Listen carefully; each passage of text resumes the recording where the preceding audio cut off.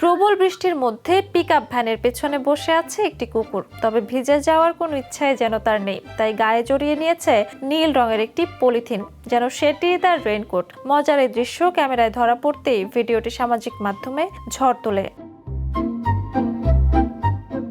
Viral ভিডিওতে দেখা যায় একটি পিকআপের পেছনে আরাম করে বসে রয়েছে কুকুরটি। চারদিকে বৃষ্টি হলেও পলিথিনে নিজেকে ঢেকে বেশ নিশ্চিন্তে যাত্রা উপভোগ করছে সে। তবে দেখে মনে হচ্ছে কোনো মানুষই তাকে এটি বেঁধে দিয়েছে।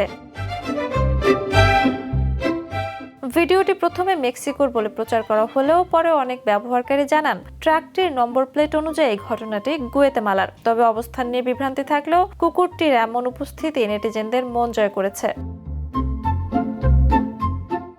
সামাজিক মাধ্যমে ভিডিওটি ঘিরে এসেছে অসংখ্য মজার মন্তব্য। এই ছোট ঘটনায় আবারও প্রমাণ করলো প্রাণীদের সহজ সরল আচরণও কখনো কখনো মানুষের মুখে একচিলতে হাসি ফোটানোর জন্য যথেষ্ট। Jhuma Mridha, the news. দেশে দেশে সবার সাথে দ্য নিউজ।